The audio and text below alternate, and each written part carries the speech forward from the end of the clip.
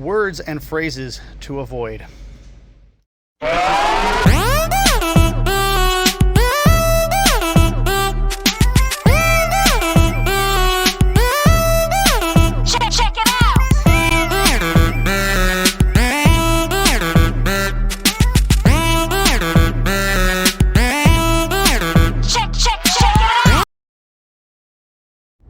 What's up, security family? Welcome back to Security Guard Command. Thank you for tuning in. Really appreciate you guys. I just passed 200 subscribers recently, so thank you very much, you guys. I appreciate it. Today I want to talk about some speech techniques and some speaking techniques for use when you're trying to communicate with somebody or find out what's going on. It's like an interview type of situation, and I'm going to draw from my experiences back in the days when I was first a customer service representative, and then I was a customer service manager, became of the call center. And I'm going to draw from a lot of those things that we practice in the call center. So there's a lot of things to cover, so there's maybe a few videos. I'm just going to talk about what comes to mind right now. When you're faced with a situation where somebody is, say, arguing with you about something, or they're not doing what they want you to do, or they're asking questions but they're being a little aggressive in the way they're asking, the very first thing that you want to do is to slow down. Because when somebody starts to get aggressive towards you, your heart rate goes up, your adrenaline starts to kick in a little bit, your blood pressure goes up a little bit, and these are all basic fight or flight responses that are physiological. So knowing this, it is important to take a deep breath, slow your breathing down, and talk slower. And this will help you to effectively communicate with the other person, because what happens is we have the tendency to speak very quickly when we're under a high stress situation, and it becomes more difficult to understand what the person is saying when they're talking faster. And you won't realize that you're talking faster necessarily, because in that fight or flight response, your brain starts to process more information rapidly. But it only processes the information that's critical to your situation and critical to your survival. And time will appear to slow down. You'll hear a lot of people say that when they were involved in, say, a vehicle accident, that everything went in slow motion. And that's because of this fight or flight response. Everything slows down because your perception of things is that your brain is actually processing information much faster. And so you won't realize that you're talking fast, and people are going to have a harder time understanding you. And it also gets them a little more excited. You're talking fast, so then they feed off of that energy. So slow down. If you think you're talking too slow, you're probably not talking slow enough. Just practice it. Stand in front of a mirror, practice talking slow, and get a feel for it. Another thing to keep in mind is that when you ask questions, think about what you're going to ask before you actually say it out loud. And the same goes for when you're going to make a statement to somebody. Say it in your head right before you say it out loud. Think it through. And it doesn't matter if you feel like you are giving a long pause. Remember, it's all part of slowing down. Think about what you're going to say before you say it. When it comes to questions, slow down your questions, think about your question, and ask yourself, is this question a closed-ended question? And what that means is this question, can they answer this question with anything other than a yes or a no? And this is how you control the conversation. You don't want them going off on a ramble. The only time you want that is when you want to know what happened and you've got enough time to let them get it out. So avoid open-ended questions that allow them to control the conversation. Stick to yes or no questions whenever possible. This is going to help you keep control of the conversation and direct it where you need it to go, and to help you get the information that you need. If you listen in on 911 calls, you listen to the dispatcher, they ask very specific questions. They're trained to ask very specific questions. And when somebody who's in a panic tries to deviate from the line of questioning, they are very good at getting the caller back on track and getting the answer to the question that they asked. And that's so important for us as security to also be able to do this, because this is a, you got to get down to the bottom of the information. You got to find out what's going on. You don't have time to waste. And a lot of times people are in a panic mode, or they want something done a certain way, and they're going to try to control the conversation. So you got to take control of that conversation. So let's talk about some things to avoid saying. It sounds really counterintuitive, but when you're approaching somebody or greeting somebody, avoid saying, "How are you?" or "How are you today?" or "How's it going?" It goes back to those open-ended questions. And quite frankly, if you are approaching somebody, there's a good probability that they're not having a good day, and you just opened up a can of worms. So you want to avoid those type of statements that allow them to start venting on you. You want to control that conversation. Also want to avoid saying things like, "How can I help you?" Again, it sounds counterintuitive, but when you say, "How can I help you?"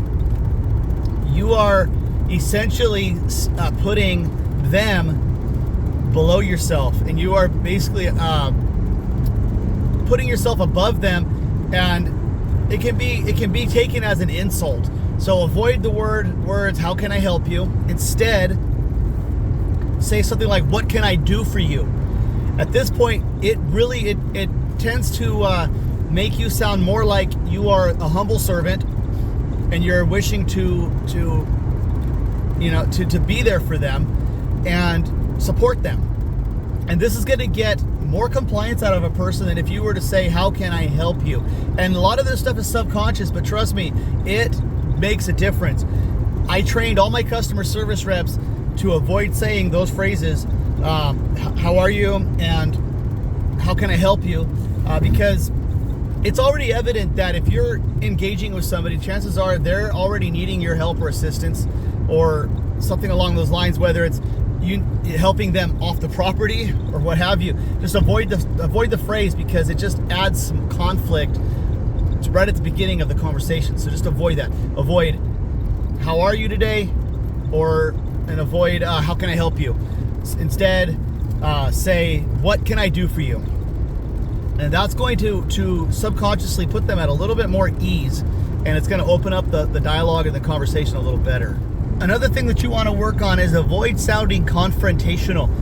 You want to avoid starting off your sentences with the word "you." Instead, practice removing that word from your vocabulary for the most part. Because when you start the sentence with the word "you," you're basically accusing at that point.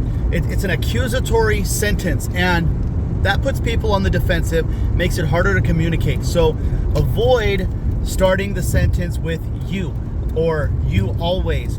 That is a major, major no-no when it comes to confrontation. You want to avoid that altogether.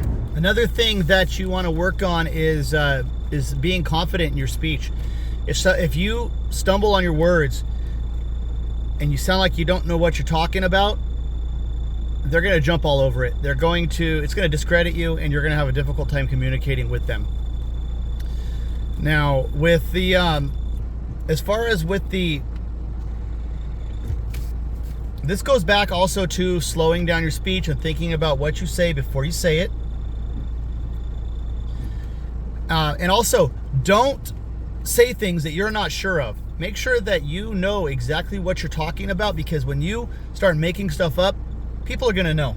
They will absolutely know that you're making it up or that you're not sure about what you're saying.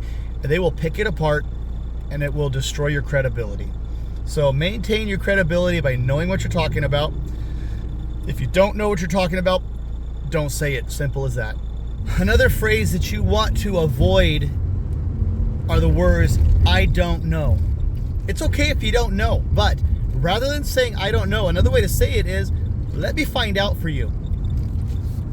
And that is going to put somebody at ease a lot more than if you just come back with an "I don't know." That statement puts the brakes on the conversation, the dialogue, and you pretty much kill the line of communication once you say I don't know.